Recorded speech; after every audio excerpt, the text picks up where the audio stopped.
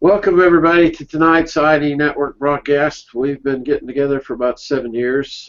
We're a bunch of hobby artists turning our hobbies into a business.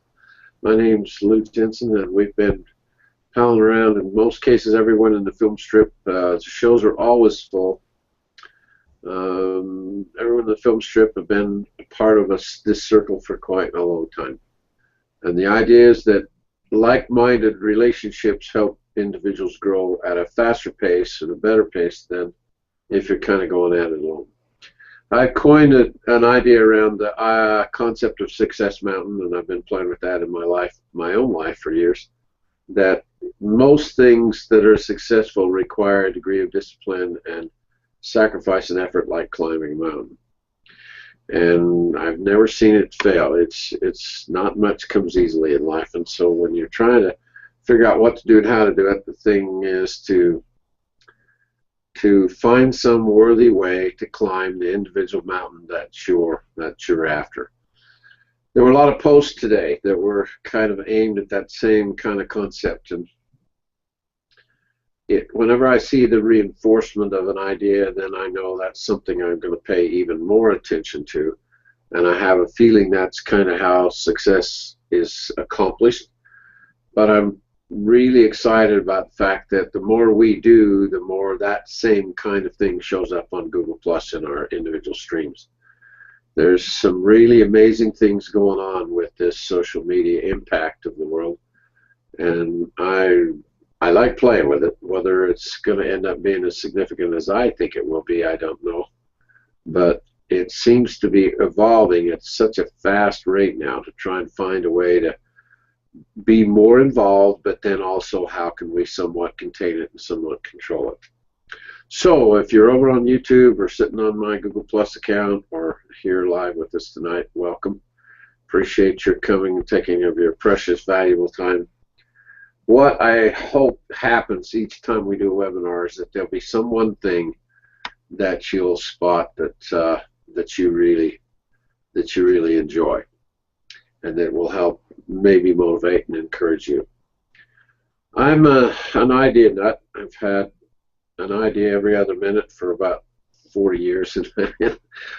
I like playing with creativity. I like looking for new angles, new ideas, new ways, new combinations. And that's kind of my whole life. And the concept from beginning, I've had a lot of ideas before dental school, and then in dental school, and then after as a dentist, and then as I came up with the idea of building the dental drill straight instead of a right angle tool, I designed the idea of building it as a straight tool, power pen, if you will. And that little transition back in 77 started this whole direction now that's opening up into a rather interesting whole new world. The side of doing handmade things, and oh, there it is. Mel's got it right there. That's the device. See how straight instead of the right angle the dental drill comes out here the side. And Mel's had his for a long time, because he's extremely good at taking care of his tools. Thanks, Mel. That's a perfect way to display it. This week's rather incredible. I have been so busy since January, I can't get over it. Some things happened over the holiday weekend that opened up doors of opportunity for me that I've kind of been nursing along for years, literally years. And all of a sudden, things started to line up, and I try and pay attention to that. When I see things that are coming along that I didn't see before, and I think that feels like opportunity, I try and incubate that or cultivate that or bring it on further on into position. And I had Monday morning, probably the most important meeting of my life. Out of my entire business career, I got a chance to sit down with somebody that's extremely powerful and can help further the concept that we're playing with now along. And he had my son Lance with me, and we were talking about our concept and idea, and he grasped the idea quickly. It's a little bit of a complicated concept, and I was worried that he would not. He's an attorney, and I just thought, I don't know if this is going to work. But I went over and visited with Lance today and talked more about it. And I complimented my son today because he handled himself so well.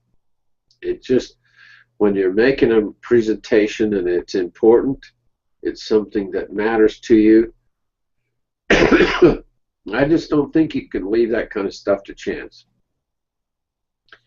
And so I made a slideshow presentation, and then I went through it with Lance to try and rehearse what we wanted, where we were going to start, and where we wanted to end up, and how that conversation might go. And I think that part is such a helpful way to go at things. A lot of people don't do that. They don't go at it soon enough. They don't go at it long enough or thorough enough to kind of rehearse your pitch, your presentation, what you want to say and how you're trying to approach it.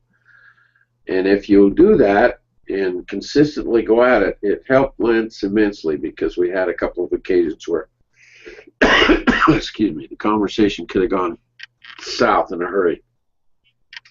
And that method that I've used for years really did help to try and somewhat keep us more on track. And as I prepared for this week of eventful things in my life, and then thought about what we could talk about as a concept as we try and get to this front end of the year, lining things up and figuring out how am I going to do this for the year's effort, to me is just so damn important. Because you can get up every day and go out each day without a plan, or you can kind of try and figure things out where you want to end up for the year, and then make that your target constantly for the year's kind of effort. The idea that I was really tying to my meeting Monday was the concept of keeping yourself in the saddle. Once you decide where you're going, the process of maintaining that goal is kind of an individual battleground. And some do it really well and some don't. And yet, if you're going to try and pull something off that's a degree of successful, gosh, staying on track is just the whole game. You either can do it or find ways to do it and stay consistently in the saddle, or you don't. One of the two. So I wanted to visit tonight with I'm going to try and contain my cough. I still got myself a whale of a cold. I've had some rough days. I just can't seem to shake this one this time. It's going to be, can't see the doctor till Friday, so we'll see how things go tonight. But if I start having a coughing fit, I'll have to let Mel let you finish up. Any of you that have ideas that have helped you over your lifetime, little tricks or little ways of accomplishing things? And I want to talk first about short term. So in any given day, how do you go at your days? Is there ways of habit pattern, of ways of doing things that you kind of help you stay on task, or help you maybe increase your productivity? Ron, you want to take a shot at that? Well, I think you actually have to set some short-term goals, mid-term goals, and long-term goals, and figure out how they're all going to work together, and then start with those short-term goals and set up a plan that what you have to do each day to get that short-term goal to a mid-term goal. And then you do the same thing there to work toward your long-term goal, which could be toward retirement or whatever. But if you don't set short-term goals and work toward those mid-term goals and then work toward those long-term goals, you're going to have a tough time getting there. You just have to start each day and say, okay, what can I do at the start of the day to get this part done? And then, okay, I got that part done. Now what can I do to get to the next part? And each day, if you plan it like that, or figure that out each day, do the little things that get you to accomplish that daily goal, and then keep going. And that's what I do. I just start planning and work toward the little things, each little step. And it was like that one quote this week that was on Google Plus about, even if it's a tiptoe, but make a step. Even if it's a tiptoe, just keep going. And I think that's what you got to do. Have those short-term, mid-term, and long-term goals, and then start each day to work toward those goals. Oh, I got to get my mic on. There we go. You do it to the point it begins to be a habit. And I think most of us as adults have a degree of habit about this kind of a thing. It's kind of how we manage our days. As I've played with Google Plus and social media more, I'm extremely fascinated with the fact that the computerized internet world now of social media is dropping in your lap everything that the computer sense or you're interested in. So based on your searches, based on your activity on the web, they begin to figure out who you are and what you like and what you prefer. And as they do that, you get those things going for you, where you've got the preferences coming at you. They do the hardest part of all of this equation of basically going after success for you. And I'm thinking, well, then why shouldn't we not pay more attention to that and literally use that? If you bang around the quote, like Ron is doing more and more of this, he'll take a post from Dennis LaBelle and he'll repost it. And everything you touch and interact with is then comes down through your stream of posts that are in your stream every day. And you are getting from Google what they think you're interested in based on your activity as you play on the web. Now that means you've got to control to some degree what you post and what you interact with. Lance does the gun business a lot. Jose does the gun business a lot. Jay does motorcycles.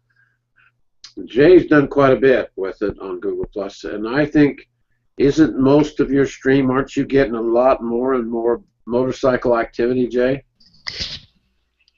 Oh yeah, I'd say probably at least 70% of what I get has to do with motorcycles or from people in the motorcycle world.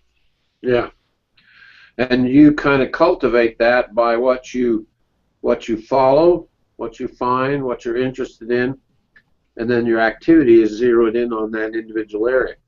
Now, if you do that in business, I can't think of how would you do that otherwise. You would remain. Go ahead. I can't think of any other way. I mean, like you always say, play around with a lot of other things until you find what you like, and then once you find what you really like, that's kind of what you stick with, and you cultivate that and you work that. And isn't it the fact that the more you like it, the more you do with it, the more you like it? It's kind of a self-fulfilling prophecy. If you're enjoying it already, the more you do with it, the better you like it even. True. Very true. Yep. So I think, well, if you're looking for a reason to help yourself get past things that aren't working out well for you, then where would you probably want to start? And that's kind of where I want to talk and zero in on the conversation today. The front end of your day largely determines your day. And then how you basically planned and prepared and followed through on your week then becomes a series of days It becomes a week, then the weeks become months, and the months become years. And you're either making progress with the career or you're not. We need to visit with Jose tonight. Jose, throw your mic on and let's find out how your shows went. We haven't heard from you for a while. Yeah, no. How are you, buddy? I'm doing pretty good. Just got back from Vegas and came home and start putting out fires in here, but we're ready to go back.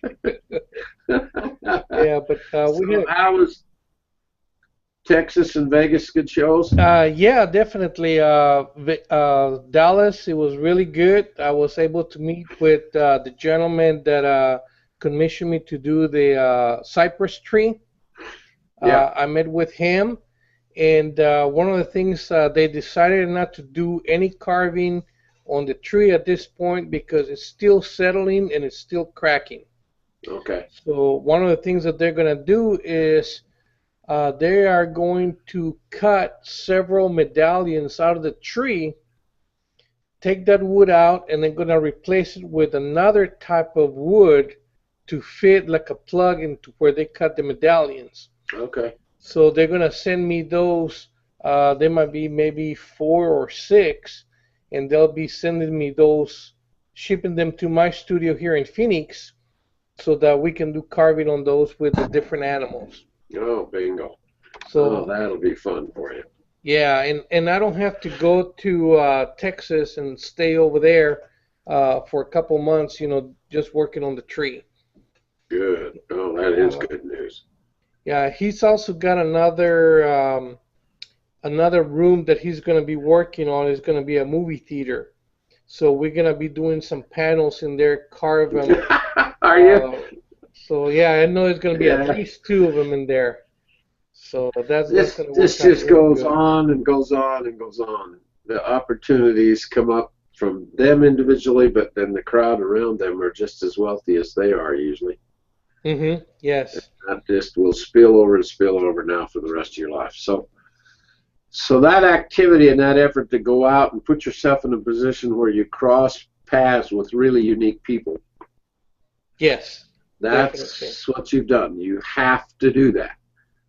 There's just no way around that. The more exposure you get, the more likely you will intersect with this same kind of person, right? Right.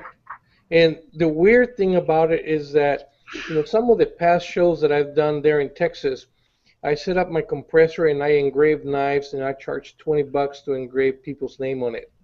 Yeah. Well, I didn't put a sign or I didn't do anything for that because I want to concentrate more on the business of carving the gun stocks this year.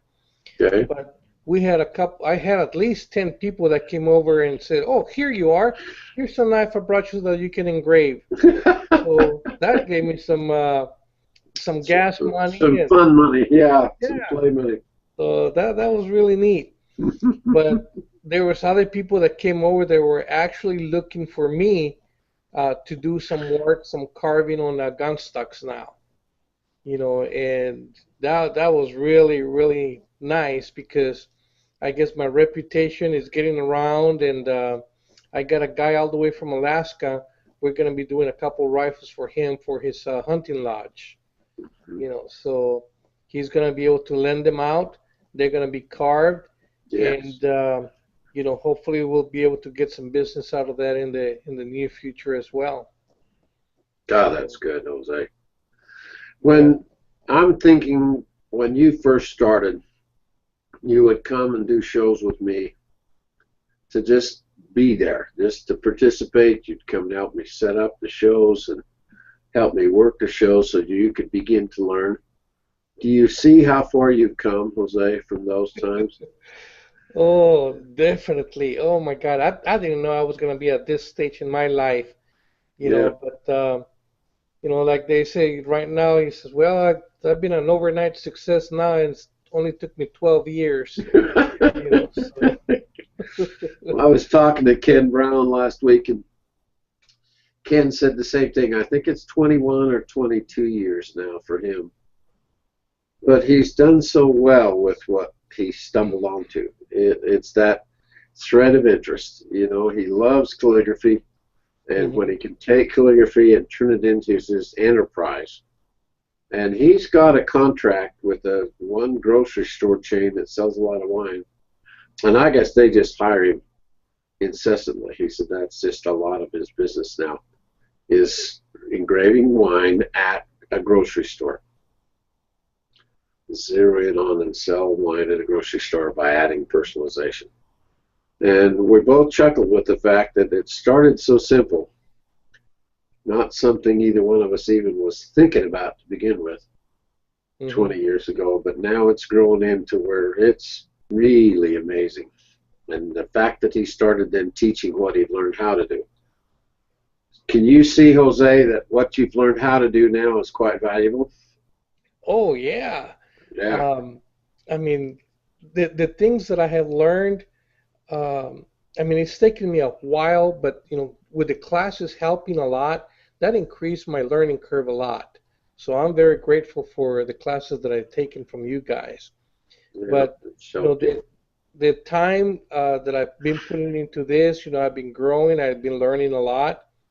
And especially with the bottle engraving, I mean, that was a big chunk of money for the month of the middle of November till December. You know, Yeah. I didn't do any carving at all, and I was super busy the majority of the time during that month. And it pays very well. Um, you know, I didn't really want to have another job, but you know, this has been a lot of fun. You know, you go out there, interact with the different type of people that you work with. You know, either customers or the people from the distributors, the wine distributors that hire me. You know, they're great people to work with, and we just have a blast. When you're doing what you do now to earn your income and pay the bills and play, the real story is some really great things happen and some not so great things happen. There's this high and low in business that's a little bit of an issue. Right. How do you keep yourself in the saddle? How do you keep yourself going, Jose? Why do you keep doing it? Well, nobody else will hire me for what I'm worth. So that's one of the reasons. You know, the lows that I have is that, you know, sometimes, you know, when I do a job, it takes maybe about 30 to 40 days to get paid when I'm doing the engraving on the bottles. Yeah. You know, and, you know, sometimes, you know, I get told, they say, why don't you go out there and get a real job where you get paid every 2 weeks, you know, a certain thing. But, you know, when you work, you know, 8 hours a day for 2 days over the weekend and you bring home $1,600, you know, that's kind of hard to justify getting a weekly job. Yeah, yeah, it's You just know, a whole other incentive completely. And I've watched you. I mean, we've worked together quite a bit over the years, and I've watched you where you're very good with people now. You've always been okay, but you're getting really good with your mix with people. Don't you enjoy that? Meet somebody new that really is fun to visit with and begin to know. oh yeah, yeah. Especially this past weekend, I was working over there at Costco and engraving the bottles. You know, right before the Super Bowl. And usually I do that by myself, but one of the wine distributors sent a girl to come and work with me. And she had a great sense of humor, you know, and she was kind of shy at the beginning, and people passed by and asked for samples. Well, at Costco, they do not give any wine samples or liquor Okay. samples. They give samples of the food and all that, and the people know that. But they always ask, well, do you have any samples? And I told them, well, I'm just doing free engraving, and I get a couple samples of my work here in either gold or silver plated. And I turn around and I hit one of the plaques that has my name on it and came crashing to the floor. And the girl says, see, that's why we don't give any samples. So I just lost it. You know, that was phenomenal. That was really cool. Yeah, it was quick. But yeah, it's the people that I work with, you know, they're a lot of fun to work with. And, you know, some of the clients, you know, they are great. You know, some of them are like, wow, interesting. Yeah. But It's a lot of fun all around. I think that part that enhances certain areas of your business and your life should encourage you or inspire you to do more or to do better. So if things are responding, then you just grow that response. But if they're not responding, then you have to shift some gears and you have to change. And it's always us that has to change. We're the control of kind of how our lives are going. And if we're doing and paying attention to it and willing to make those personal adjustments from this point in your life to something better in your life, I think you're going to be able to actually do that. And to me, that's like human engineering. I mean, I wish the world could see how you used to be compared to how you are now, Jose. That would thrill me to have that whole presentation, because in the beginning, you'd be in the corner of the booth until someone would come along, and then you would talk to them if they ask you or ask some questions. But the more we did that together, the better you got at proactively. You don't wait anymore. You don't wait until you're spoken to. You got some way, some excuse, some reason to talk to people and mix with people constantly. And I suspect it will gradually even get better and better for you, don't you think? Oh, I think so. But then again, I was fortunate enough to go out there and help you and watch you, how you interact with the people, how you were doing it, what did you talk about, and most important, when it was kind of slow, that I was able to pick your brains and have you work with me and show me how to do some of the carvings there while it was slow. And I still remember that, one time that I had a carving there that I've done that, to me, I had a beautiful set of leaves that I have carved. And I presented them to you and I asked you to critique them, and you says, oh, they're flat. Here, do this. And you proceeded with your drill and started going out there and just started tearing them apart. And I'm thinking, oh my God, he's ruining my leaves. But when you were done, he says, oh wow, what a difference. I knew exactly what I needed to do, and you just transformed, what I thought they were great. You transformed it into an awesome set of leaves that you have carved there. Well, So, we don't ever talk about the ones that I screw up and throw away.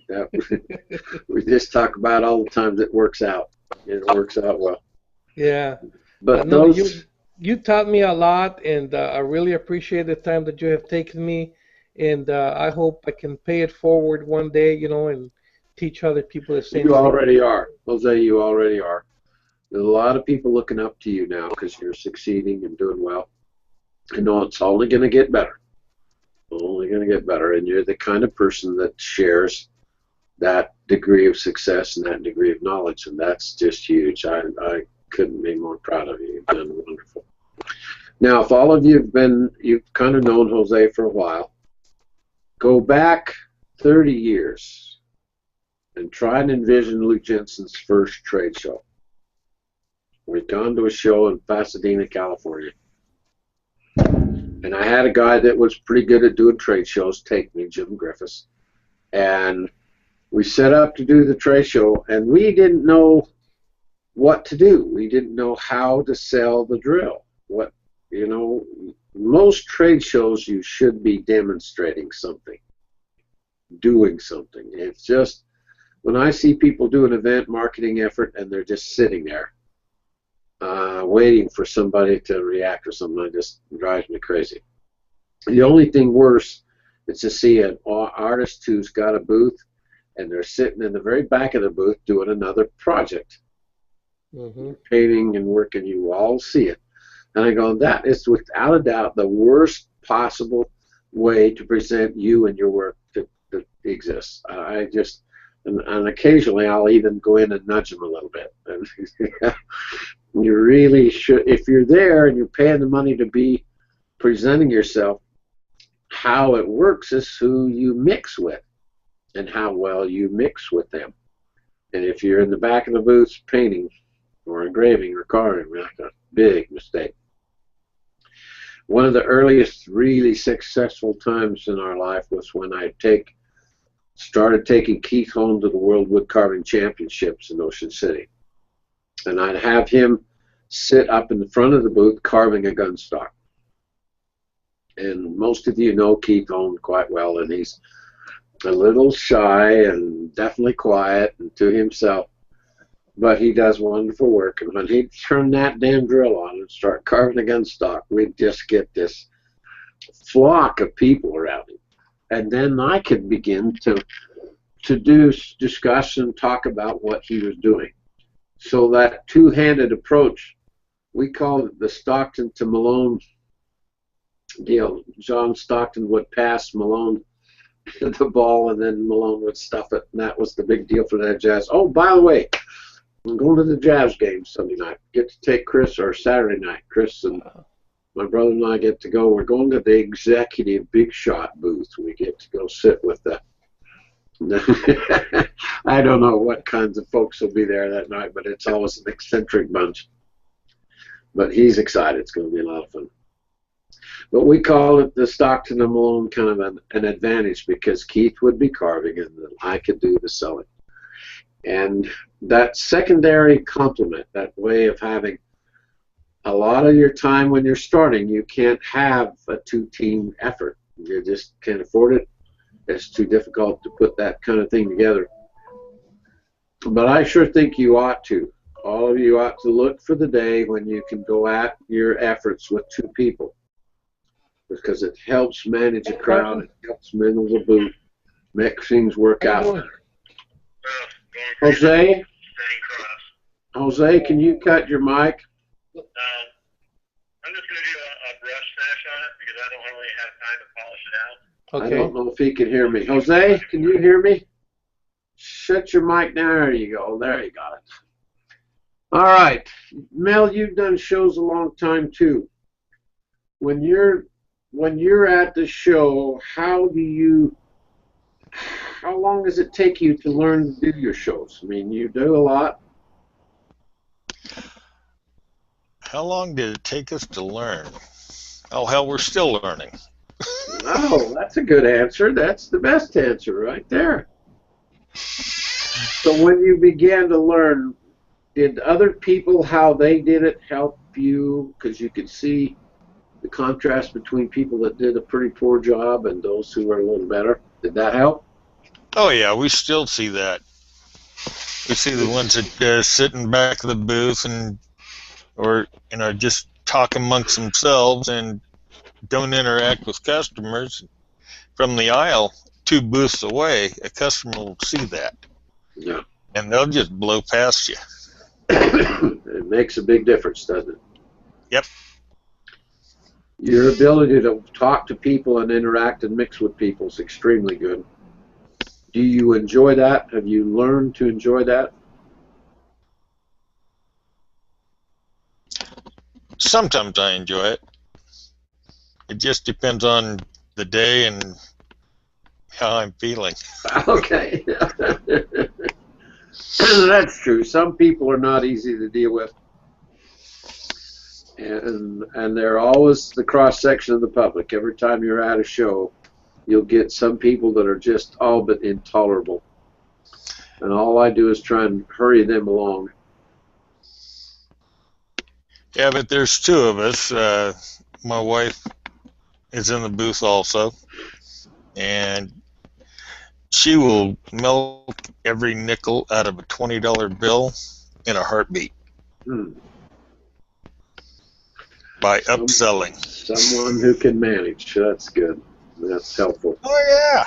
If a guy walks up with a $100 bill, she'll get most of it. Yeah. He'll walk away with this item and that item and this other item that goes with this one. And so upselling is good. So you get to the point where the more you do, the better it gets, the more you enjoy doing. Oh, yeah. What keeps you going?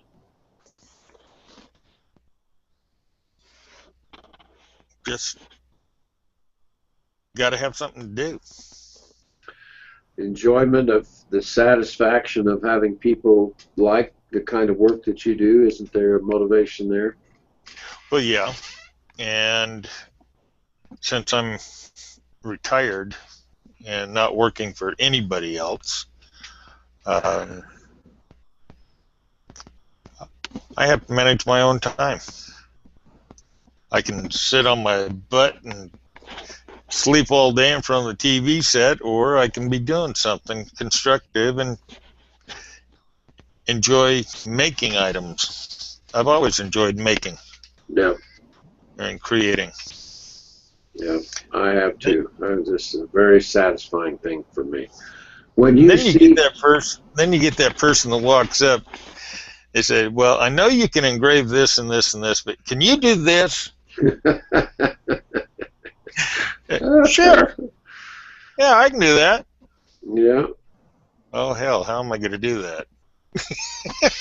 Yeah, Then you have to figure it out. figure it out. Absolutely. It's a very satisfying thing in our world. The kinds of things we do, those new and unique concepts that show up to me are just priceless. That's the stuff I enjoy the most too. I really like that individual effort.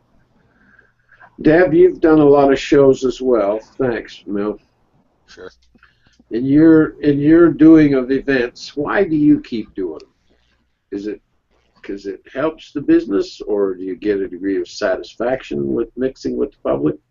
A little bit of both, I think. Okay. Because I'm offering, mine are very specific, so it's to the breed. It's to an area of people that are looking for something specific. So Little easier to sell that crowd with what you do, perhaps. perhaps, yeah.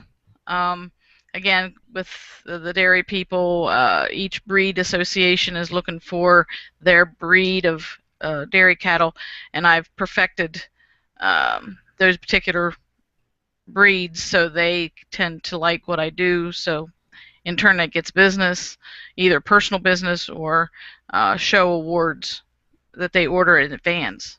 Mm-hmm. So this next year's pretty much planned out already as far as what I'm doing for shows. I mean, for dairy shows that I have projects that I have to do. Excellent. So, does it feel to you, and this is a little bit penetrating, but does it feel like you're making progress and that you are getting somewhere? Yeah, I think so. I still have to do a little more searching. 'Cause I don't do the normal craft shows things. I did that back in the 80s, early 80s, and burnt out. I got tired of trying to figure out what the public wanted. Too much work and too little reward. The stuff I would put up and that were 2 years old would sell, and the new stuff that was supposed to be in the trend at the time wouldn't sell, and I got tired of that, so I ended up doing teaching at the local high school. I taught adult education classes, and that's actually more satisfying sometimes than actually the production of stuff to make it to a craft show. Yeah. Because the people are coming to you, they want to learn the knowledge that you have. So, in turn, sharing that, it's that I enjoy immensely. When I was in dental school and dentistry, the one thing that they kind of used as a bit of advice as you started your career, that you gradually specialize. So you start out doing general dentistry on everyone. And the hardest thing to me was working on children. Fixing teeth for kids is just a handful. Most of them don't like it. They're terrified usually, and if you got to hurt them at all, boy, things get really messy. And so the first thing I started slowing down in my career was doing children's dentistry. There's specialists that do that, and I would just tell a family, I don't do children anymore. And boy, the second you start controlling your productivity and working on things you do like and eliminating things you don't like, it just helps you manage better. And as I've looked in business, I've preached for 35 years that The more you specialize your efforts, the more you control what you're trading in the marketplace, the more narrow you can make that, the easier your business and your life will become. And I think Jose's beginning to see that. Jay kind of knows what I'm talking about. Mel knows. Ron knows. This is something that the more you stay wide range with what you offer, the harder that is to control, the more difficult time you have managing.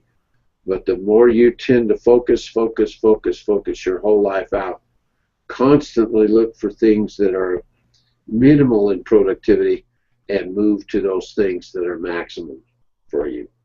Maximum enjoyment, maximum income. The more you specialize, the less you'll have to deal with this. I got to handle all these bases and cover all these bases. Now, for most of us right-brain people, that's a bit of a challenge because we like such a wide range. We're interested in this, and we're interested in that. We play with this, and we play with that. We're just kind of all over the place. And that's a way of thinking. That's a way of kind of going at your life. And that's pretty tough to control that. It tends to be chaotic. You tend to have more trouble. You have problems and things show up that you just had no idea would even show up. And so as you can zero in on what you prefer more and keep going in that individual direction, I think the satisfaction and the enjoyment part of it actually increases. You get to the point where you just, when Bill Janney started, he was doing anything and everything. He'd go to a gun show and he'd be doing knives and everything else too. And then you start zeroing in on a little more, and then he got the Moser account, and he ended up where all he'd do is that one gun. He wouldn't even touch any other gun. And I was kind of surprised he took it that far. I never did take it quite that specific, but even there, it worked better and better and better for him, and his prices got higher and higher as he got a better name, got a little more reputation. He would gradually raise his prices. And what we all try to look for is when you get an article done about you and an exposure, a major national medium that promotes your name and reputation for you, that's the time, the very time to start raising your prices. So make that the goal, saying, well, this year I'm going to get an article published about me. And once you discover how that exposure thing works, then you go to a show and the world sees you or recognizes you because they've seen you somewhere else. And then you're now at the show. That's that authority position. You're moving into the, you're really good. Oh, I saw you in Sports Afield magazine. And most artistic types wait for that. We wait and think, well, I'll just wait till someone finds me and wants to do a story about me. And that's generally a really slow, not so productive way to do it. You could wait your whole life and never get something done. And if you'll do a little, I've got a show coming up where I'm going to try and help you again look at that very concept of saying, well, I need to improve my position in my business this year. What I really need is to get an article published someplace. Now, we've got social media that's jumped onto the bandwagon since we started this last 3 years now with Google+. And I'm really pleased with the response that you've all made to get on Google+ more, put more effort, more time, and especially consistent into it, and in the morning if you can. You guys that are on the East Coast, when you publish and post up, I can see when you get on, and you're 2 hours ahead of us, and that stream then is at a good time in the day when people will kind of watch what's going on. Now, I've got about 2,300 people that follow me. I have about 5,000 that I follow, and I get a good 3,000 streams, posts every day. Now, I can't handle all 3,000, and so I'm going through things a little quicker now and a little bit faster, but I'm beginning to notice who I most like to talk to, who I most like to follow, who I most think says things that I'm interested in.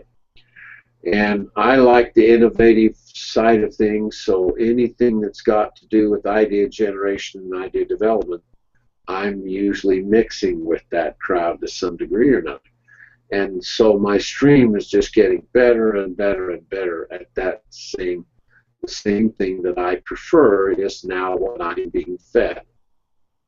It's like getting a magazine every day that's filled with just your threads of interest, the things that you prefer and that you like. And you can just sit and scan it and do nothing. Or you can +1 everything that you like. And then if you're really wise, what you'll do is hit that arrow, that little tipped arrow, and repost it back over down through your stream. Because you have other people who watch you or pay attention to what you do, and when you repost something, that helps the person that posted originally with the visibility. So you do someone a tremendous favor when you use that arrow and repost what they've done. And I think Ron can kind of take kudos for he does a lot of it. And I'd like to see all of you do more of that. 2, 3, 4, 5 reposts a day. That means someone already put something up that you like. You see a quote that you like, or an article that you like, or whatever. Then hit that repost arrow and come over and resend it down through your own stream. And the only time you don't want to do that is when it's a private stream. If someone sends you a private message, you should not repost that. And Google will warn you if you hit that arrow on a private post, something to just your circle or something to you personally, and you repost it, they'll say, are you sure you want to do this? Because this has been sent to you as a private post.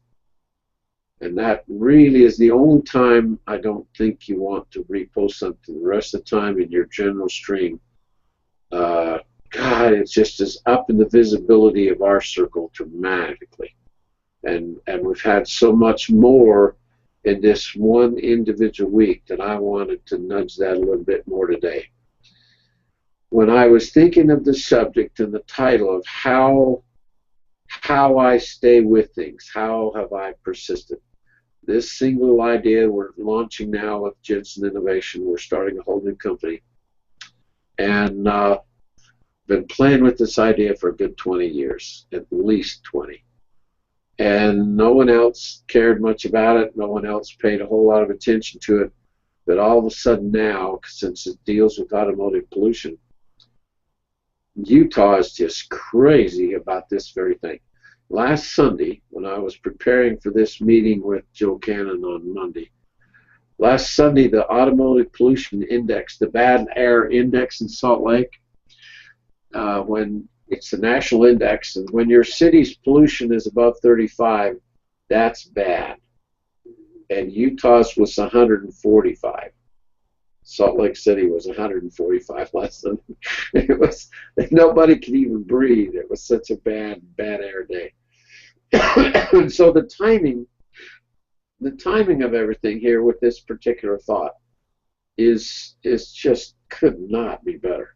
If I can't thread the needle here, I'm going to be really surprised.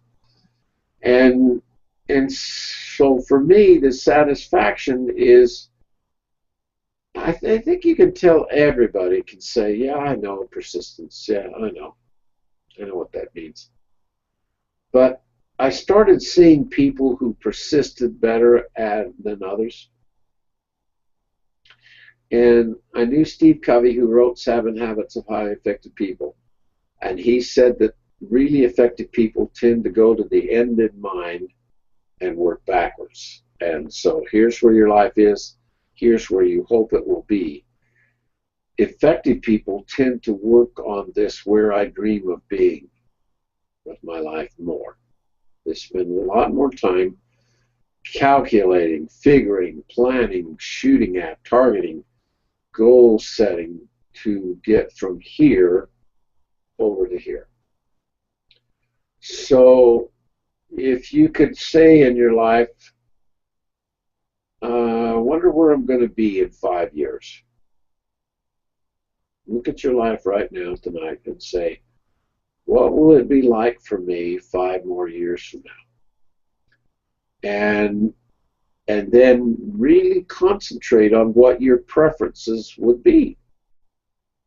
Because most of you have a great deal more flexibility in your life than you realize at the moment. If you'll do that planning effort to kind of say, well, what I want, number one, when Woody Searle taught me that the control of my time was the ace in the deck. Don't have that patient schedule. My dental practice patient schedule was nasty, and all it did was get worse as time went on. And Woody says, think about that, son. He says, you can do that for 40 years. Is that really what you want to do? And I hadn't even noticed that. I hadn't even paid any attention to it. And all of a sudden, I'm thinking different of what really do I want to end up with. And you all that know me, I'm pretty fussy about that. If it's beginning to chew into my personal time to do something, and it's not something I really want to do, I'll start moving heaven and earth to get my life back to where I've got the control of the time, to play with my ideas, to play with my innovation, to encourage my kids and family, to keep profitable hobbies going, all that stuff that I've invested now for 30, 35 years, 38 years, is responding to the point that I largely do get to play. And if you can say, well, this is what I dream of doing, this is what I dream of doing, whatever it is you pick and you decide, the more dominant you make that in your goals and your plans, then the easier this daily living thing becomes. Because every day you get up and go out that day, you know that this is the target. This is what you're ultimately after. And then if you watch the kind of people who are climbing the same mountains of success that you climb, the more you pick from them, you glean from them. Who's been to Ken Brown's class that's still on? You have, Jose. What's it like to spend 3 days with Ken Brown?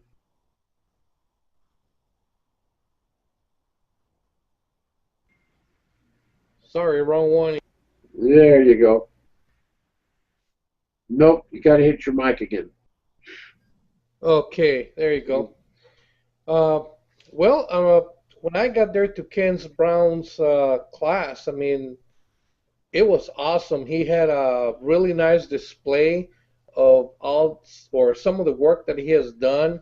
You know, bottles, cups, swords, knives, everything that he has engraved. He's got it there for display. Yeah. So it gives you a really nice visual selection of what's available and what you can do and what to aspire to.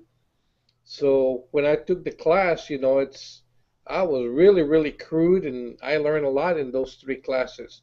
He's a really dynamic guy, isn't he? Oh, yes. He just takes over, and the way he goes, and it's very clear quickly that you're going to have to keep up with him. It's just not. I've never met anybody who doesn't let any grass grow under his feet. That old boy he really does move. But his presentation side of his life is what I admired the most. Ken does this presenting of himself, his name, his signature, his monogram, everything that he does, he's given attention to that presentation side. And I think, well, once you see that, and that seems to be a degree of his success, then should not we start zeroing in on that as well? That's something I really like seeing. When I first met Woody Searle was really good with his time. He never missed a meeting, and he was never late. And in those days, I was late all the time. And it's just how I went about my life. And Woody was just fierce about that. You could not show up late. If he's going to take his time and help you, and you show up late, all hell's going to break loose. And you only want to do that once. And so you begin to learn that there's certain traits and certain characteristics with people around you that you know of, or that you have access to, or you've observed. And if you start saying, well, then what I'm really building here for myself is a lifestyle. a way for me to grow old. What do I want to concentrate on? I think the older you are, the more you should do that. You can't do everything anymore. There's no way you can cover all those bases. So what most matters to you? How do you make those decisions? How do you sort out with all the possibilities in the world? One of the leading selling books a couple of years ago in business was The Paradox of Choice. And this researcher basically looked at the economy and he says the number one problem coming along in business is that there are too many choices for everybody. And it makes it harder for the customer to make a decision when there's so many options. And so is that not true for us as individuals as well? I think it is. And I think if you can kind of find what it is you like most, think back through your day, think back through your week, think back through your last month, and if you can, really study this last year and say, this didn't go so well for me, but this did. Which thing should I concentrate on now and do less of what I didn't like to do and see if I can't roll my life more over into the side of what I do like to do. Now, to me, that's the normal human dilemma, if you will. Transforming your life from your as-is world over to what might be better is this long, ongoing, little changes kind of thing. The little changes are what end up steering the ship. You make a little correction in the direction of the ship right here on the rudder, and the ship will end up being clear over here somewhere else. And those little changes are the same in human engineering. The ability to fix your life, the ability to improve your individual circumstances, largely come from these preemptive thoughts of seeing, this might not be such a good way for me to do things. Maybe I can adjust how I'm doing and move it better in the direction that would be more rewarding to me personally. The natural human tendency is to not do that. And the older we get, the less we can adjust. The less we can make those kinds of adaptations. It's just too uncomfortable. We've got ourselves in a rut. We've got ourselves in a groove that's not far from a rut. And to change and shift gears at older generations is much more difficult than when you're younger. But the determination and the reasoning to do that, to say, okay, if I'm going to get done with 2015, what I most want to get done, I can't see going at the year without a plan. I just can't. If you're not the kind of person that gets way out in front of your life and does this planning thing, the plan of where you're going and then the sense that you're actually making progress, I don't think there's any better motivating tool on the planet. It's very quickly boils down to I manage my life or I don't. And the more I'm able to manage it and move it from where it is to where I would like it to be better, the second you sense you're making progress with that, you've got one of the greatest asset there is in life and living. To me, that's when true passion shows up. You're doing what you love doing, you're getting better at it, you're starting to make it work in the marketplace, you're beginning to make some money from it, and then all of a sudden that passionate enthusiasm shows up that will compensate for all the not so good things that are going into life or your business. That enthusiasm to concentrate it on and move it forward and make it actually productive for you is worth every effort you can. So if I said to you tonight, right now, as we kind of wrap up the show, how could you mentally think of a percentage number of how well you did manage 2014? give yourself a number. Rate yourself kind of off the top of your head how you think I got half done the things I wanted to do, or I got a third of the things done that I wanted to do, or I was only 25% effective. How well do you think you did with your year? If you're looking at it from the perspective that you didn't do overly well, then what would be what you should concentrate on most right now? And I can't see staying static. No matter what this number is that you chose, should not 2015 be better for you? It won't be unless you plan. It won't be unless you really look carefully at January, February, March, April, May, June, July, August, September, and October, November, December. One of the shows coming up now is called The Calendar Year. I try and look at the business of the year and show you how business activity has a cycle. And it's an evolutionary cycle. It has happened because we trade and market for literally centuries. And so certain things have a trend. Certain things have something that actually happens and takes off. We just went through Super Bowl weekend. As good a Super Bowl as I've ever watched. I really, really enjoyed it, even down to the last two plays. And the last minute was rather eventful, wasn't it? But if you're not paying attention to what's going on with the Super Bowl, you begin to realize what a heavy marketing sequence that is. That whole month before the Super Bowl, most businesses are really paying attention to what's going on there. And now Jose's engraving at a Costco for the Super Bowl. So could you do that where you live? I think the odds are extremely high that you could get that and pull that into your life. And how many times a year do you engrave, Jose, for Costco's now? Well, I got there during most of the holiday season, November and December. Okay. I did it last year for Father's Day, and just a couple of events, special events that they were doing here and there. So but, five or six times? Well, more than that.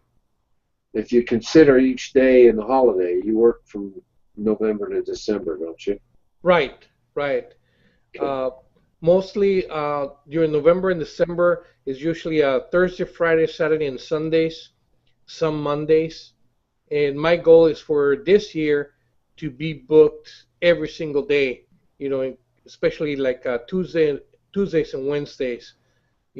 I want to be able to be booked the whole week straight through, hopefully the 4 weeks straight through, and I can rest after Christmas. So. Well, it's worth a freaking ton of money. I mean, it's really, I sit and think, well, if you could sense how well Ken's done it, Ron's done it, Jose's done it, then why couldn't you do it? Why couldn't you go after that this year and be ready to do this kind of engraving and this kind of business in your area for Costco come Christmas time? Now, we all know that's going to take a little bit of serious preparation, a little targeted efforts, learn what to do and how to do it, and see if you can't get yourself in a position where by the end of the year you can pull in several $1,000s during the months between Thanksgiving and Christmas. Now, I just did a $4,400 order for the university, and it's such an interesting thing for me because I've pulled really some serious money out of the school over the years because they have got a lot of thank yous. They have a lot of fundraising activities going on all the time. And I've made a habit of learning and meeting and getting involved with those kind of people.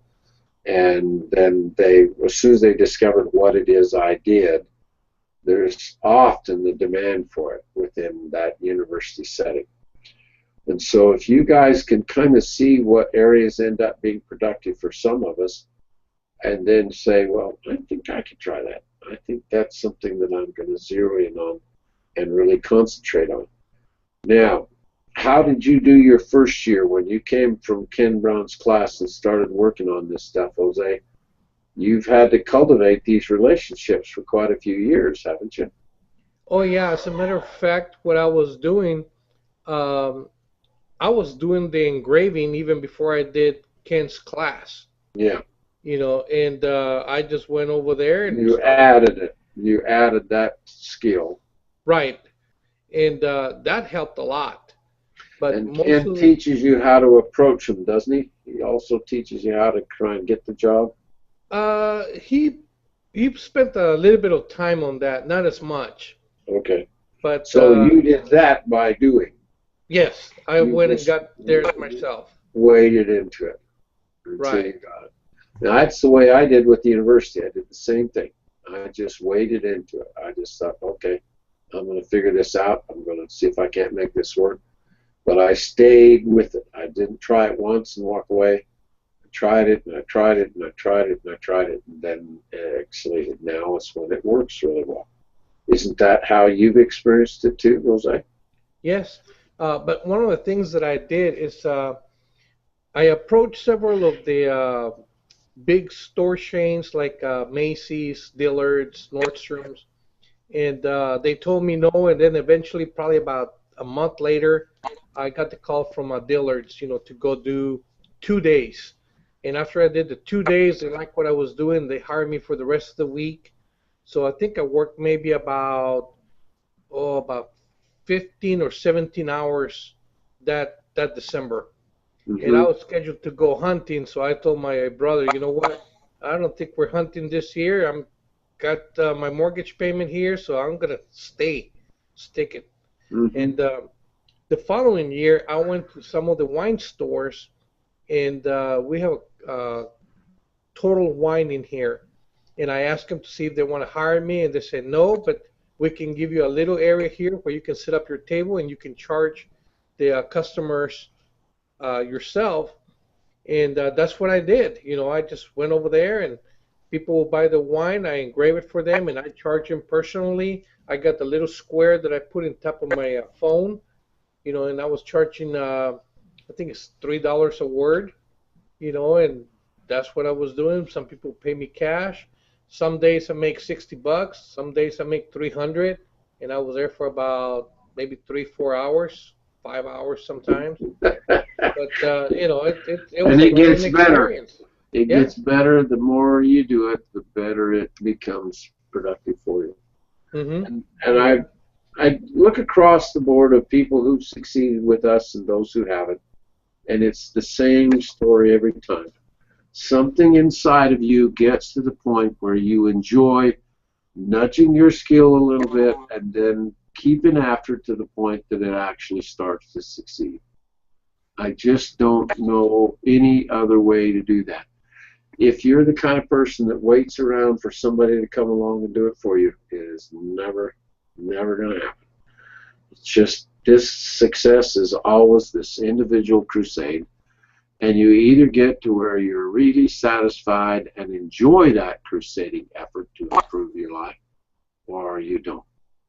And so as we look ahead now, if you'll just sit back after we finish the show tonight, I'd like you to look at your own circumstances and say, where is it that it would help if I can improve this part of my life and living, would make my life better in 2015. And make that your target. Make that your individual effort that you're going to fix some one thing in your life that will then make the following year better and better and better. The people who can do that, who bother to take the time and target their efforts and their activity, to me, they're the ones that end up having a lifestyle that's really envious. Given time, you can move yourself in a position. Jose and I used to spend a lot of time talking about this because he was in a job, stuck in a career that was just going nowhere. and made pretty good money at it. He's kind of in the same category as me, as you make pretty good money and they tend to lock your life down because you make good money, so what else can you do? But he hated that role. That I don't know how somebody works for a 40-hour job. I don't know. And you couldn't anymore, could you, Jose? You could not do that. So once you say, well, that's that control of your time thing, that just got me so hard because I didn't see that before. And as soon as Woody painted that picture, I went, that's where I'm going with my life. And the more you do that, the more productive you get at that, the more you drill down in your life the potentials that are your skills, your things that you're most interested in. You stay on those. Don't back off till you pull it into your life and make it your own. Okay? All right, troops. Been good to visit with you tonight. I hope you'll take care. Have a good time. Some of us will get together and visit again tomorrow night, but don't not target things. Don't not make this next little while tonight really chew at your life. Look carefully at what could you improve that could help your individual productivity for this year. And let's talk about that again tomorrow night, okay? All right, guys. Thank you much. We'll see you